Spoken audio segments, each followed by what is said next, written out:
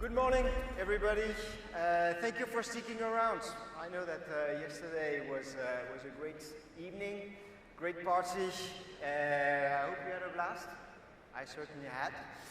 And I must say that this is my first time in Macau.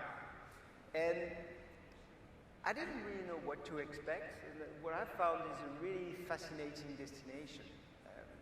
I guess when thinking of Macau before landing, what I had in mind was a succession of soulless casinos. And what I found was a vibrant historical city center, delicious cuisine, top-notch hospitality, and much more. And as regards to the casinos, I guess I imagined entering a James Bond movie, full of glamorous excitement and unexpected twists. And yeah, when I saw these hundreds of people sitting in front of the slot machines, I must confess I found this a little bit underwhelming. So I think there's nothing like travel for a good reality check, and this is what our business is all about. It's about changing people's view of the world they live in. In this presentation, we'll do a reality check as well. The region is on track to recovery. We've seen that earlier this morning. I think I'm bringing the last piece of the puzzle. We've looked at macroeconomic indicators. We've looked at the hospitality sector, and now we're going to look at air travel. This recovery we've been talking about, what shape does it take? What does it mean for travel professionals like you? And most importantly, where can you find some business opportunities? I hope this data will help, so let's take a look now. All right, a few words about the data. I guess many of you are already familiar with ForwardKeys. We've been a long-standing knowledge partner of PATA. Thank you very much, PATA, for having us on stage once more today. Our specialty is air travel.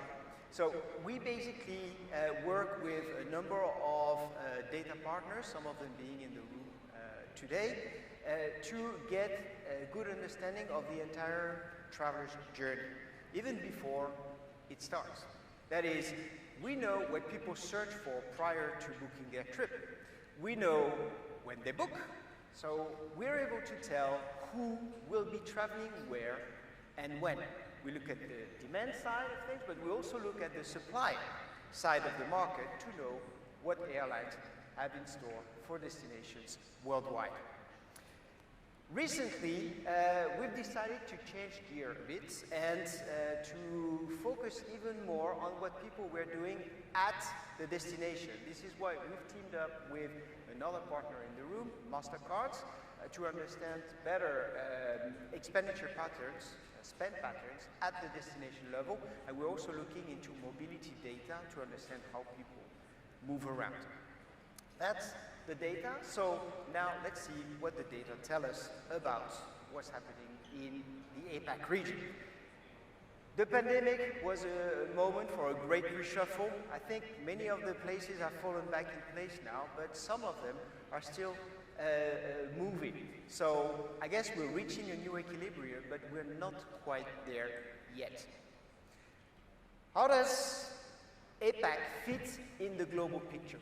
Well, I guess we're all aware of the fact that the late reopening of the region had a negative impact on overall travel recovery. But what we could see when analyzing the data is that getting back on track post-COVID was more a matter of getting the air supply back on track rather than reactivating the demand. Why? Because people were still very eager, if not more eager than in the past, to travel when borders reopened. So the challenge for destinations was to rebuild that airlift. And here, this is when APAC was slower than the rest. So what we're looking at here is the evolution of global capacity in gray. And as you can see, by the end of Q1, the world was back on track and switched from recovery mode to growth mode. In the case of the APAC region, this trend is clearly happening as well, but we're still in recovery mode, which is why I will keep comparing the results of the region with the results pre-COVID 2019. I guess this map gives us a glance of what the APAC region can expect in the future. Just looking at what's happening in the Americas and Africa and the Middle East, we see that there's strong growth ahead. I think Europe would be very much in the same situation as the Americas and Africa and the Middle East, if not for the war in Ukraine that's dragging down on the results, or it's stable compared with pre-pandemic. Asia Pacific is catching up. It's actually catching up while the other regions, the growth in the other regions is decelerating. And here, I think it's a nice parallel with what we've just seen on the hotel sector, on the hotel front. So Asia Pacific is catching up, 7 percentage points increase in capacity between Q4 and Q1 of this year, and this is continuing. So let's zoom in now on the different countries and sub-regions within Asia Pacific. And here we can see two different situations appearing. On the one hand, we have South Asia, which has clearly switched from recovery to growth mode, and this has been the case for a number of quarters already. On the other hand, Southeast Asia, Northeast Asia, and Oceania are all catching up, between 16 and 20% behind in terms of capacity. These averages hide very significant differences at country level. As we can see here, India is growing fast, 8% compared with pre-pandemic. Japan is also 1% up, a situation linked to the weak yen and the fast rebuilding of airlift. But look at what's happening in Vietnam or Singapore. Getting very, very close, the demand is getting very close to where it was pre-COVID. Mainland China, unfortunately, still 30% down, but we'll see that the situation is evolving quite fast. One thing I've added here, and that you couldn't see on the map before, but I thought that was really striking, look at what's happening in Central Asia. Those countries are all entering growth mode or have already entered growth mode. That's the case for Kazakhstan, Azerbaijan, and the others. For us, these are the dark horses of tourism in Asia, and they're entering the market with a splash. More on these later. So who's fueling this growth?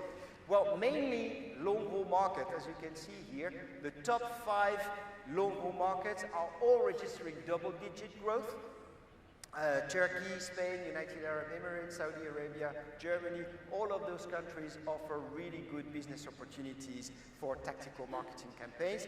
And within the region, we can also see that countries like Vietnam or India are growing compared with 2019 in terms of source markets, and the other ones that you can see on the list, Philippines, Australia, and Thailand, are very close to where they were pre-pandemic. So those markets also offer really interesting opportunities. More good news. Prices, airfares, are on a downward trend. That was one of the main obstacles to recovery over the past few months. Prices were high. Why? Because demand was strong and supply was scarce. Now that air capacity is coming back, we see prices going down. They're still higher than when they were pre-pandemic, about 4% higher at the end of April, but that's a significant improvement. And as you can see, there can still be some little peaks like we've seen in February when we had Chinese New Year and those Taylor Swift concerts that we've just talked about, and we'll talk about some more later in the presentation. So some ups and downs, but the global trend is pretty clear. So opportunities.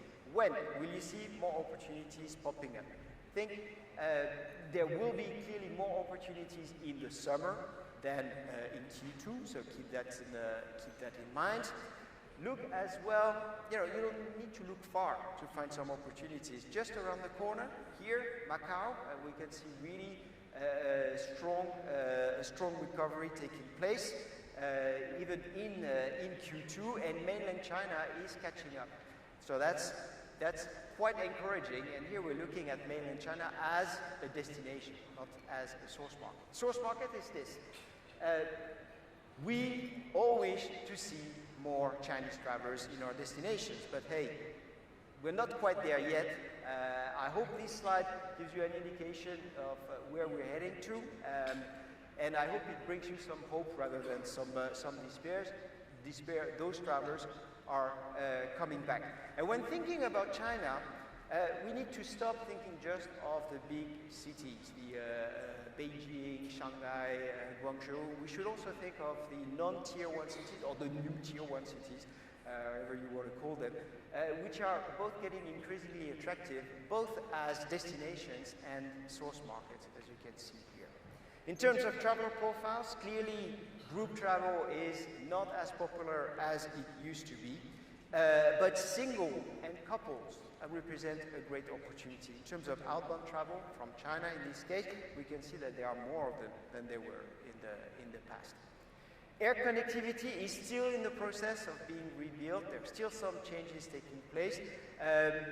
Hong Kong's position as one of the key hubs for the region is being challenged, and that's due to connectivity not coming back to the market as fast as in other places like Tokyo or Singapore, for example. So Hong Kong is losing a bit of market share against Singapore, Seoul, and Tokyo in particular, especially on trips, for example, from China to the US. So let's keep an eye on this.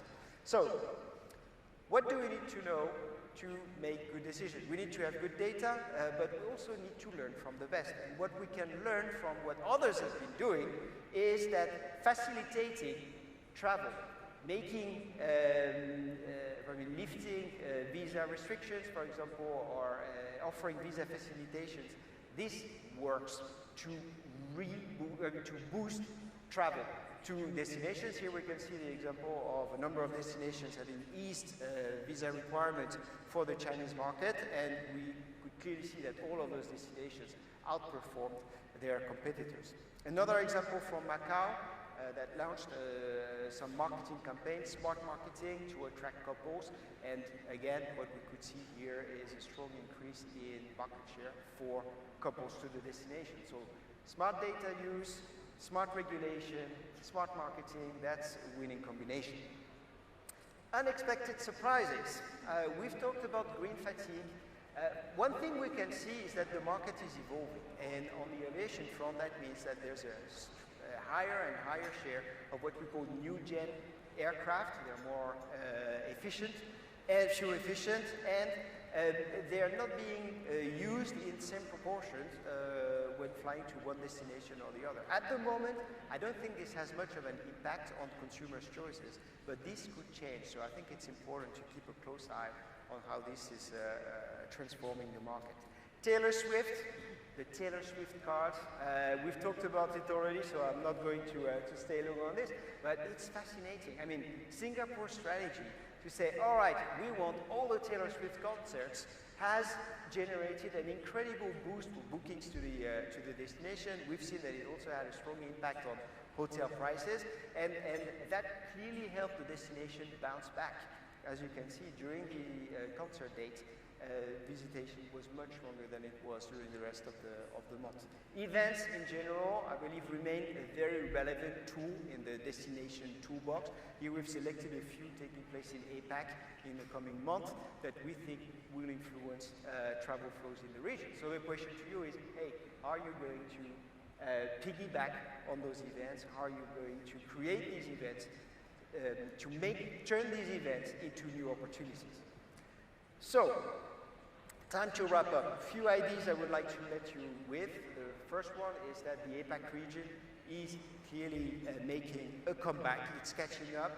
This recovery is mainly fueled by long-haul markets, but as we've seen, there are also some interesting opportunities within the region itself, starting with India, which is going to be a great opportunity, not just in the coming months, but I believe in the coming years.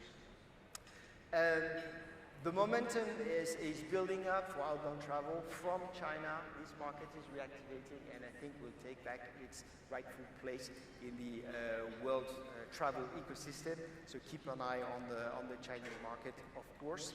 And also keep in mind that traveler profiles are changing. The Chinese travelers you will host in your destinations or in your businesses in the coming months and years will not be the same as the one that visited your properties in the past few years. Keep a close eye as well on those evolving dynamics on the airlift front because ease of access remains key. So if your destination is not easy to reach by a specific source market, it's probably going to be difficult to attract these visitors. And last but not least, think of events. Events integrated in smart strategies can provide a real boost to your businesses. So try and see how you can maximize the positive impact of those events. With this, I hope you have all cards in hands for a winning hand. And don't hesitate to come and talk to me or my colleague Minghan if you want to know some more about how data could help you make better decisions. Please do keep in mind with me, I've got a brand new WeChat account with almost no connection. So here is my moment. Please connect with me. I'll feel much better. And thank you very much for your attention. Thank you. Bye-bye. All right. Thank you so much.